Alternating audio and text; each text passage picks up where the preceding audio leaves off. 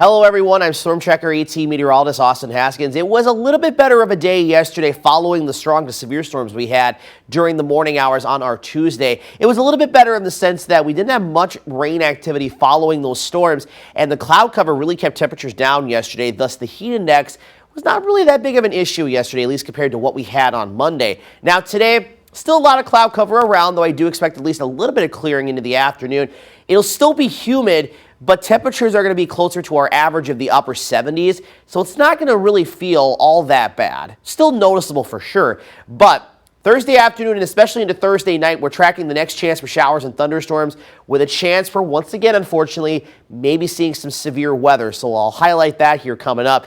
But we're still looking at some much nicer and less humid weather for Labor Day weekend. That has not changed the last couple of days. Still looking at some cooler weather, though, Sunday into Monday. But as far as any plans go for Labor Day weekend, you're not going to have any issues whatsoever. And compared to last Labor Day, when it was 90s to near 100, not going to be anywhere close to that this year. Today's forecast, as I mentioned, a lot of cloud cover around. There could be a sprinkle or brief shower around, but the rain chances today are basically 10% or less, really 5% or less for that matter. Then into the afternoon, we'll gradually start to see the clouds thin out a little bit, especially farther south. A little bit farther north might keep it a little bit cloudier until very late in the day, maybe early this evening before sunset. And then tonight, we'll have a partly cloudy sky for the evening. It'll cloud back up overnight. We will have a chance for a couple isolated showers and maybe a thunderstorm or two during the morning hours tomorrow. But again, isolated in nature, not expected to be severe. We're going to be watching the radar closely tomorrow afternoon as a line of storms is expected to develop out of Minnesota. This is one model. This is 5:30. It is showing possibly from maybe Duluth all the way down to near Luck back to the cities, a line of storms rolling through the area. Here's 10:30, and you can see here it's from Land O'Lakes down to Black River Falls at that point. So it's looking to maybe reach the 53 corridor between about 8 and 10 p.m., and then it's out of here just after midnight, and then we'll quiet down into Friday morning. Here's another look at Futurecast, and again, this one is showing a little more clearing into the afternoon hours. I'm not totally buying that as of yet because sometimes cloud cover does like to stick around and be a little more stubborn at times, especially if there's a system nearby.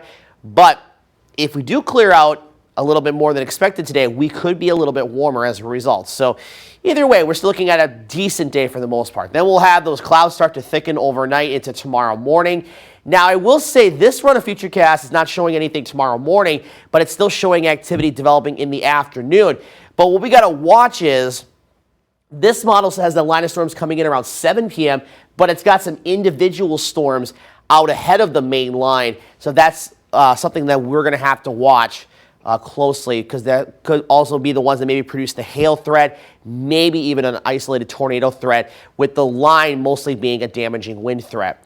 So the Storm Prediction Center has now increased the risk in our area to a level 2 out of 5 from Ladysmith to Stanley and Fairchild to near Hickston and La Crosse points west.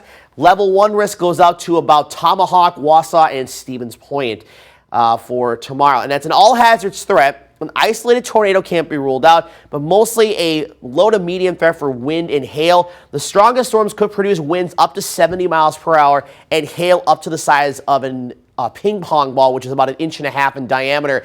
And again, I want to stress, not every storm is going to produce that. Not everyone's going to see the worst severe storm, as you see there with the hail up to ping pong size and winds to 70 miles per hour. It's just the storms could be capable, the strongest ones could be. So just be mindful of that.